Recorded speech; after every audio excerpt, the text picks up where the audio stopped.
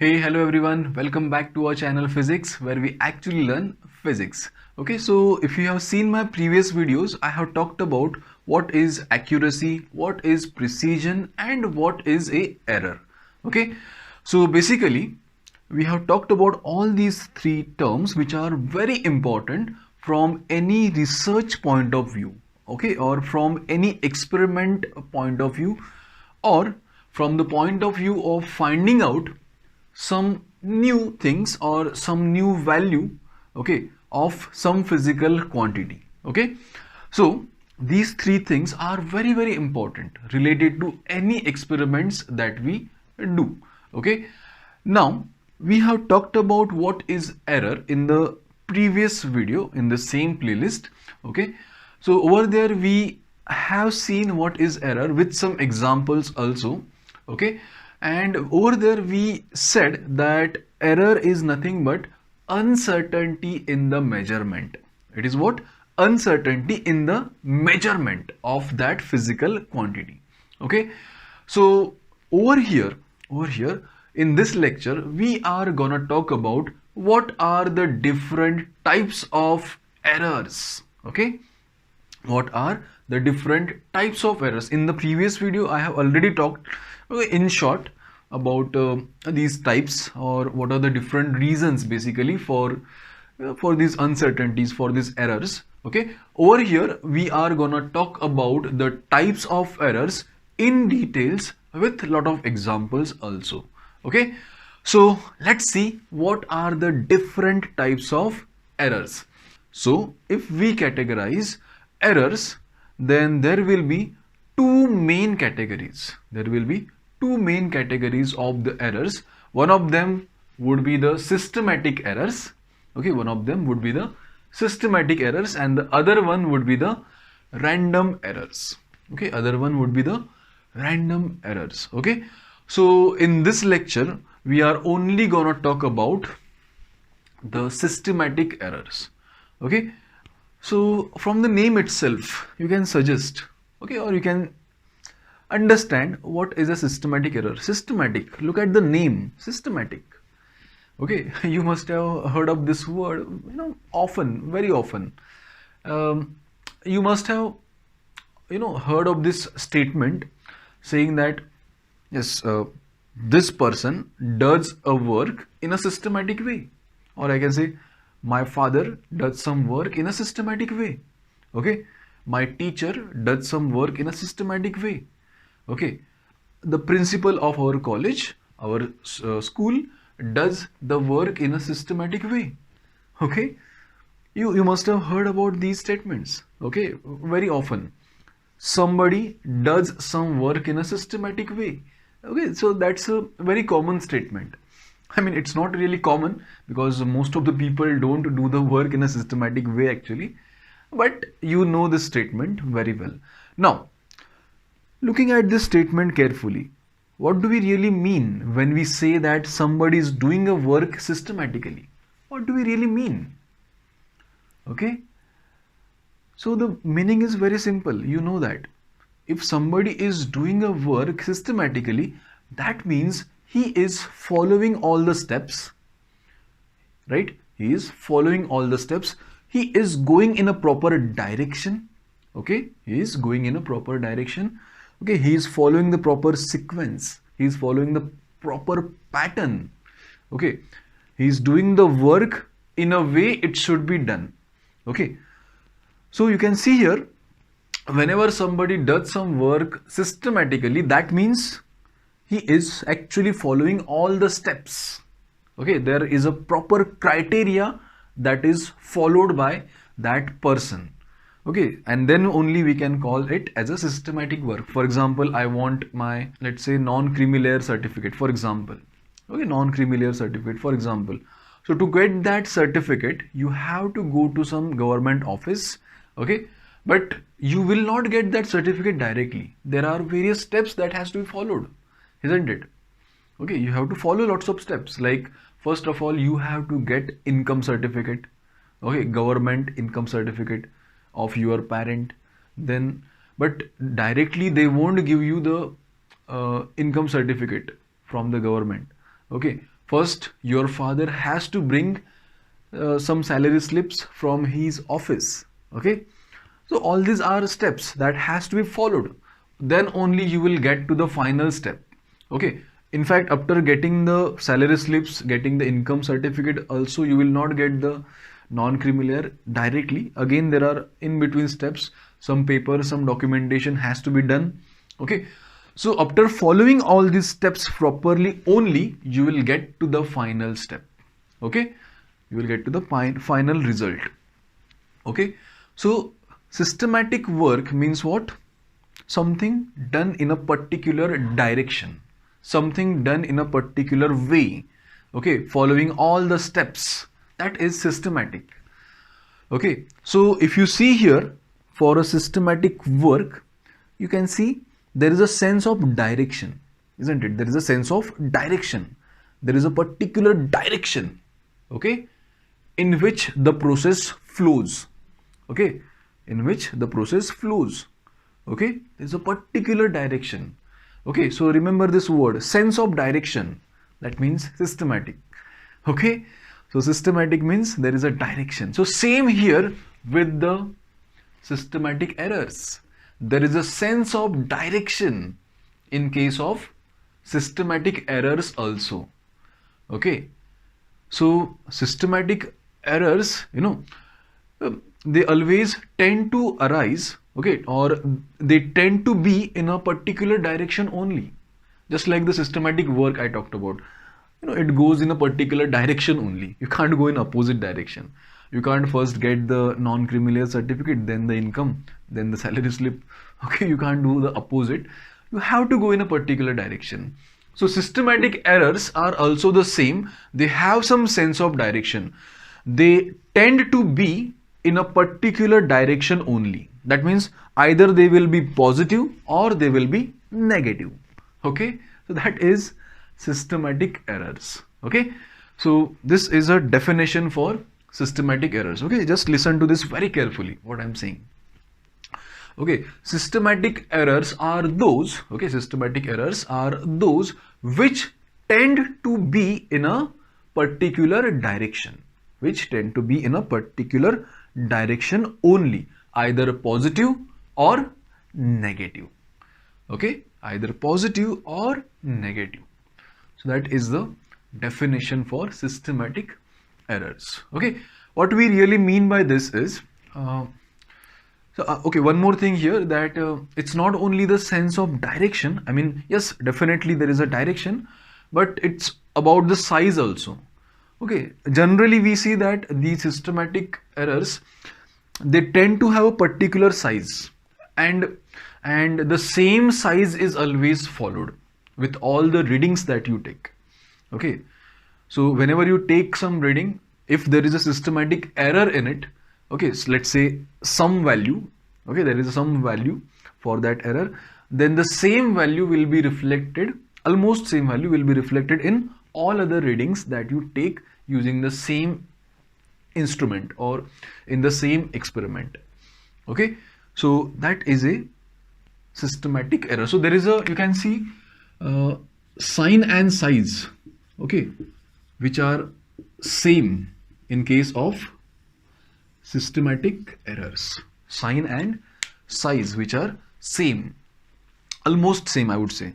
At least sign is going to be same and size, maybe little bit here and there, but almost same. Okay, so this is systematic error. Okay, systematic errors are those which tend to be in a particular direction only, either positive or negative. Okay, and they also have almost the same size every time. Okay, almost the same size every time. For example, let's say you have a voltmeter. For example, you have a voltmeter and you are using that voltmeter for measuring the voltages, right? For measuring voltages. Let's say it has got a systematic error.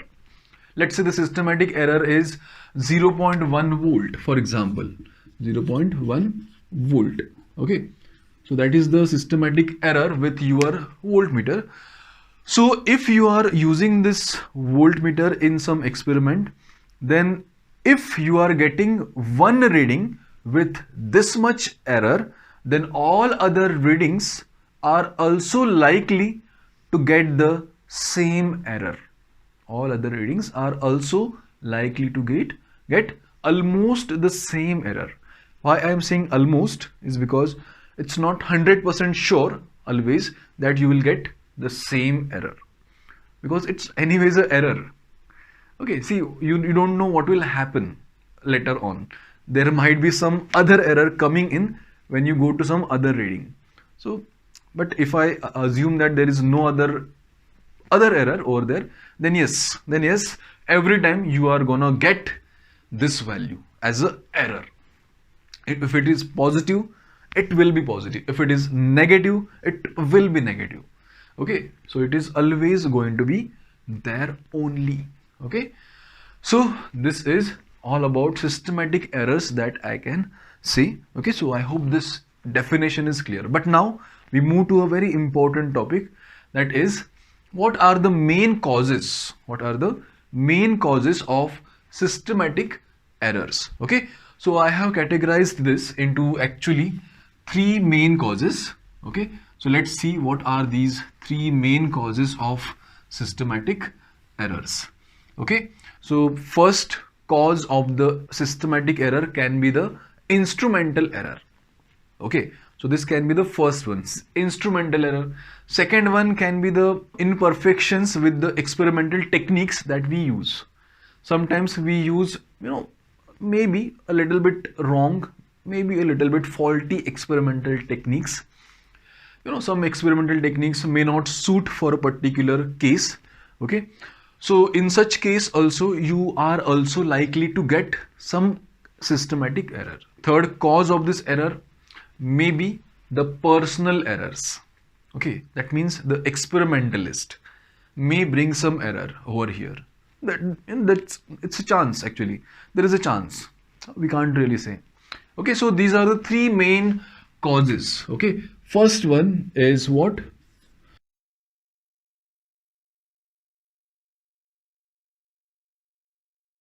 So these are the three main causes of systematic errors.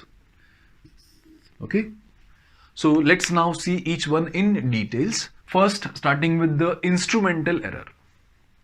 Okay, so what may happen is sometimes the instruments may not be properly calibrated, may not be properly designed. Okay, or there may be some zero errors with the instrument. Okay, so all these things may happen. Okay, first thing is the imperfect design of the instrument, maybe that may be the cause of the systematic errors. Okay, sometimes it may be the calibration of the scale and the measuring device. Okay, so that may again be the problem over here. Calibration, see, calibration and designing, they are again almost same actually, because calibration is a part of designing only. Okay, some part of designing only. So anyways, they are related, but we can say first thing is the imperfect design, secondly calibration. Okay, that may be the problem. Okay, what is calibration, I will tell you. Then third is maybe there is some zero error. Maybe there is some zero error. Okay, zero error is not something that comes with the manufactured product of that instrument. Okay, that means the instrument when you buy from the company, okay, then it may not be there, but over the time it may arise when you use that instrument continuously, lot of times, that errors may arise. So what is this, I will tell you. Okay, first starting with what is this imperfect design and calibration. What is this problem? So to understand this, let's take one example. For example, you have a voltmeter. Let's say you have a voltmeter. You know how voltmeter is. On the voltmeter, you see there is a scale, something like this. Okay, there is a scale, something like that. Okay, as we all know. Okay, so on the scale there are markings like this. First marking would be 0, then there would be, let's say, 1. Okay, let's say there is 2, let's say this is 3, let's say this is 4, and at the end we have, let's say, 5. Okay, so this is a voltmeter which gives us readings in volts. Okay, in volt. Okay, now we know in a voltmeter there is a needle also. Okay, this needle rotates, isn't it? The needle just rotates like this. Okay, the needle just rotates like this, and this angle of rotation, see here, the angle of rotation depends on the magnitude of the voltage. Okay, so you know, as the voltage increases, the deflection also increases like this. As the voltage increases, the deflection increases. Okay, so you know that. Okay, so there is a needle. Now what I mean by calibration. Okay, what we mean by calibration. See, first of all, see here that this device is used to measure voltages, right? It is used to measure voltages. Okay, so it should again show you proper readings, right? It should show you proper readings. It should not only show you the proper readings, but it should also indicate proper increases or decreases in the voltages. Proper increases or decreases in the voltages.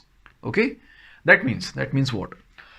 See, when actually, okay, see, when actually voltage increases by, let's say, 1 volt. Okay, let's say that actually, okay, actually when the voltage in the circuit increases by 1 volt, then the needle should also rotate in such a way that it shows us a increase of 1 volt only, right? Okay, when the voltage actually increases with 1 volt, then same should be indicated by this voltmeter by just deflecting it, okay, by some value such that it points on the one step ahead, that is this next value. Okay, it should indicate this 1 volt increase. Okay, but if it is not properly calibrated, if this scale and this needle is not properly calibrated, there is a chance that for an increase of 1 volt, okay, it might just show the increase by 1.1 volt. Okay, there is a chance that for actual increase of 1 volt, it may show increase of 1.1 volt. That means it is not calibrated properly. Okay, it is not calibrated. That means, see, initially, let's say your needle is here at 1. So if the voltage increases by 1, it should go here at the 2. But it goes little bit ahead of this 2. Okay, little bit ahead of this 2. So that means what? There is a calibration error. This is called as a calibration error. Okay, so for certain increase in voltage, actually it should be able to show you the same increase. Okay, that is calibration. If it is decrease, it should show you the same decrease. That is calibration. But sometimes it happens that the designs are not properly done, the calibrations are not properly done, so that you get such errors. Okay, so this may happen. Same may be seen with a thermometer. Okay, thermometer is a device that we use to measure temperatures. Okay, now again, if the thermometer scale is not properly calibrated, so again you will get false readings. Like, as we know that water boils at 100 degrees Celsius, right? Water boils at 100 degrees Celsius. So if you put thermometer in a boiling water, you should get 100 degrees Celsius on the scale of the thermometer. Okay, but let's say instead of 100, you are getting 102 degrees Celsius, for example. Okay, for example, you are getting 102. So that is not possible, isn't it? Because we know water actually boils at 100 degrees Celsius and we are getting 102. That means there is some problem with the calibration of this scale. Okay, of this scale. So that's the problem over here. Okay, so again there is a calibration error. So these errors may arise. So these are called as instrumental errors. This imperfect design or imperfect calibrations, okay, they bring us instrumental errors. Okay, so that may be a problem. Okay, so this is one type, but there is one more problem here with the instruments, that is called as a zero error. Okay, that is called as a zero error. Now see here, I will take the same example of this voltmeter that you see here. Okay, now over here, let's say that this voltmeter is properly calibrated, there is no issue with the calibrations. Okay, now you see here there is a needle. Now this needle has a position called as a zero reading position. It is called as a zero reading position, or if it is a voltage, we can say zero voltage position of the needle. Okay, so let's not talk about the scale, but the zero, okay, but the zero voltage position for this needle must be defined first of all. Okay, so manufacturer first has to define it. Okay, so let's say this is the zero voltage position. Okay, this is the zero voltage position. Okay, that means what? When there is no voltage across the terminals, there should be no value shown by this needle. It should show us zero value only. Okay, when there is nothing connected, when there is no voltage at all across the terminals, it should show us zero. Okay, it should show us zero. Okay, so that is the perfect design, we can say that this is the perfect design. Okay, but in some cases some errors may arise in which we see that the zero voltage position of the needle, okay, the zero voltage position of the needle and the zero marking on the scale, they do not coincide. They actually have to coincide, just like here. They actually have to coincide with each other. That is the perfect design. But in some cases, they may not coincide with each other. What may happen is the needle, okay, or the zero reading position is somewhere over here. Okay, that is by mistake actually. That is some error with the designs. Okay, that is some error with the design. Okay, so you can see here it is not coinciding, and you can see here that there is a small difference. You can see this difference over here. Okay, small difference. Okay, so this small difference is called as the zero error. This is called as the zero error. Okay, you can see here why it is called as error is because, see, now you can see that the needle is little bit behind this zero marking.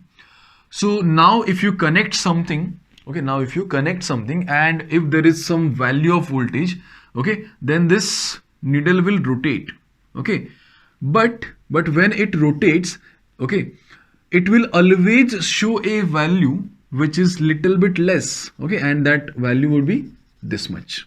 Okay, for example, see, for example, let's say this difference that you see here, that small difference you see here, it is, let's say, about 0.2 volts, for example. Okay, let's say it is 0.2 volt. So every time you get some reading, okay, that would be 0.2 volt behind the actual reading. Okay, that would be 0.2 volts behind the actual reading. Okay, so again you can see you are not getting the true value. You are getting a value less than the actual value. Why? Because your needle, okay, is not at the right position. Okay, there is a zero error here. It should coincide with zero, but it is not coinciding with zero. It is little bit behind. So every reading will be little bit behind. By how much value? By exactly this much value. What is that? Zero error.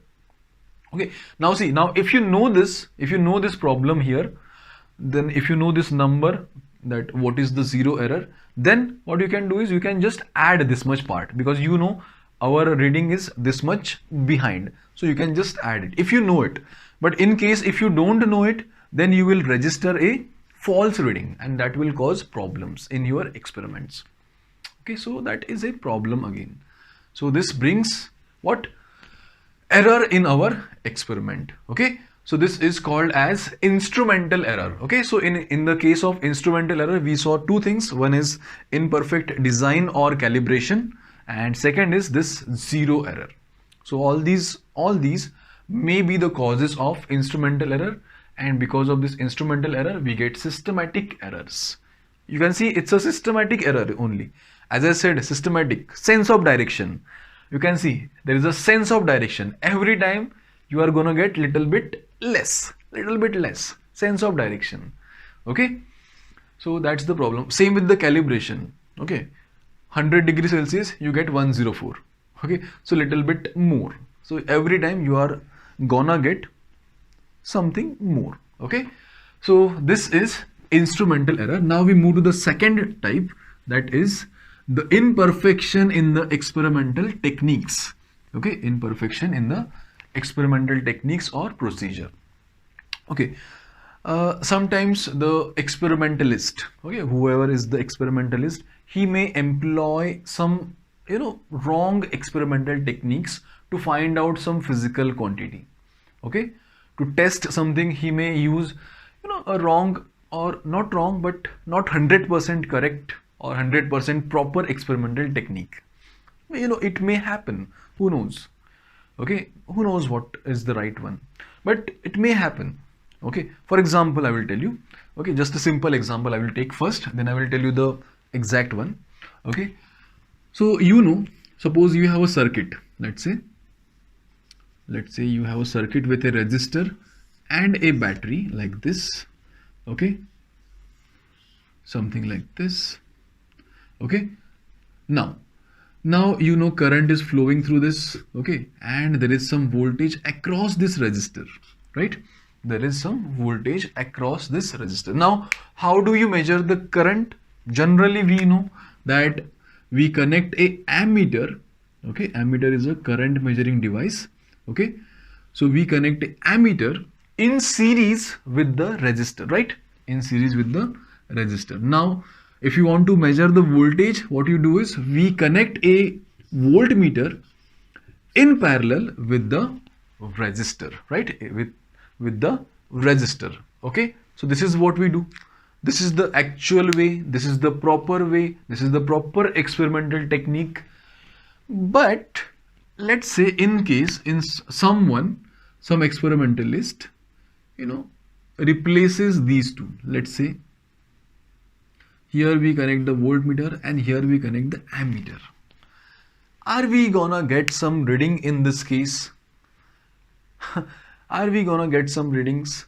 Definitely no, because ammeter is not designed to be connected in parallel with the resistor. Remember this. Okay, see, it is going to do its job over there, but over there it is actually not designed to be connected in parallel, and voltmeter is again not designed in a way, okay, to be connected in series. Okay, it is not designed in that way. So that's why they will not show us the proper readings, or maybe not at all any readings. Okay, so that may be the problem. So this is kind of a imperfection in the experimental technique, but yeah, definitely nobody does that. So if I talk about the actual one, I have one actual experiment or actual example for you. Okay, so you must have heard about this experiment called as the alpha scattering experiment by Gold Atom. Okay, you must have heard about this experiment. I hope so. Okay, so in this case, what he did is he actually used the alpha particles and he bombarded those alpha particles. Okay, alpha particles were bombarded on a gold foil. Okay, a thin gold foil. Okay, so this is a gold foil, you can see. Okay, this is a gold foil. This here is the source of alpha particles. Okay, I'm not going into the exact diagram, but he used this. These are the alpha particles, okay, emitted by this source, and they bombarded over here, okay, on the gold foil, very thin gold foil. Okay, now in this experiment, what they did is they chose an evacuated room. They chose an evacuated room. What do you mean? That means they chose vacuum. They did the experiment in vacuum. Why? Why they did this in vacuum? What do you mean by vacuum? Vacuum means no air at all. No air. Okay? There is nothing. No air at all.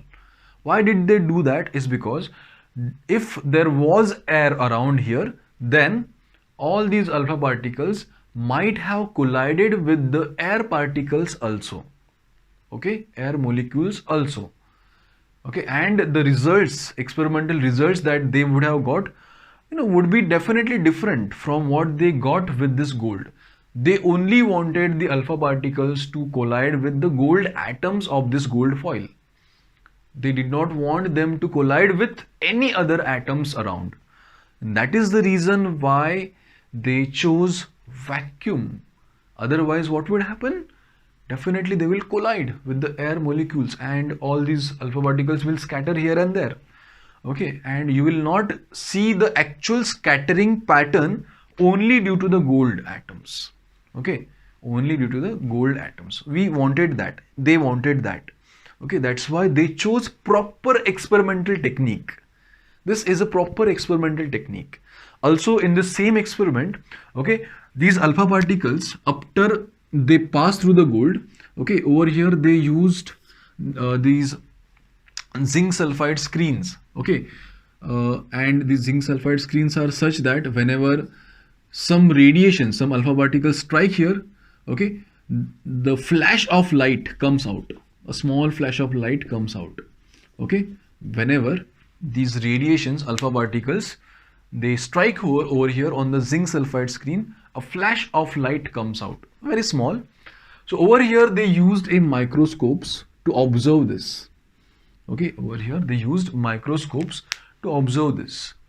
Okay, and they did this experiment very properly.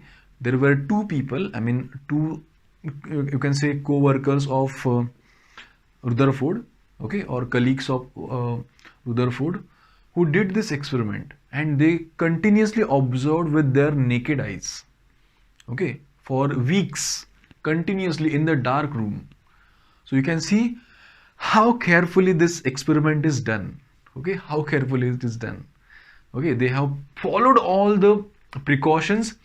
Okay, everything is perfectly done. All the experimental techniques, procedures are very well followed. Okay, so this is an example of perfect experimental techniques. Okay, if they would have not used this microscope, they would have just observed normally, that would have been imperfect. If they would have used air around, okay, they would have not chosen the vacuum, then again it would have been imperfect. Okay, so you can understand the difference between perfect and imperfect. Okay, imperfect experimental techniques. Okay, so this may cause some systematic errors. Okay, this may also cause some systematic errors. Okay, so I hope this is clear. Now next one is the personal errors. So it's very simple, personal errors. So some person is doing some work, doing some experiment, and it's his carelessness. Okay, there may be some carelessness in that person, because of which some errors in the readings may occur, or there may be some personal bias. Some person has some bias. Okay, some person has some choice that he will do the experiment this way only. I want to do the experiment this way only. I want to observe it like this only, sideways. I don't want to observe it like this. Okay, that is my choice, that is my bias. Just example, I mean for example. Okay, but this is not the way research goes. You have to adapt according to the situations. You have to go according to the conditions. Okay, and while you observe something, while you are doing something, okay, you actually have to follow all the proper procedures. Okay, you cannot bring your personal bias, you cannot bring your personal choice, okay, while doing the scientific research. That will definitely cause errors. Okay, these are called as personal errors. So the errors that arise due to the personal bias or the personal carelessness of a person doing some experiment. That is called as personal error. Okay, so this definitely can happen actually in most cases, because mostly, you know, people may be careless while doing the experiment, especially students, okay, may be careless while doing the experiment. They may just get bored. Okay, I'm just bored, I don't want to do it, okay, let's go home. And we just get bored and see here and there, and while we see here and there, we might just miss out on some, you know, very important event that is happening in that experiment. So that will really cost you a lot in terms of the proper results that you are gonna get. Okay, you are not gonna get a good result. So that's why you have to be very careful. You have to follow all the instructions, all the precautions must be observed. Okay, otherwise you will bring a lot of errors in your experimental results. Okay, so that is the problem over here. So this is called as the personal errors. Okay, so I hope this is very clear to you. Okay, I hope this is very clear to all of you. Okay, so I think that is it for now. Okay, this is all about the systematic errors that we can say. Okay, we have talked about lots of examples also over here, just to make you understand very clearly.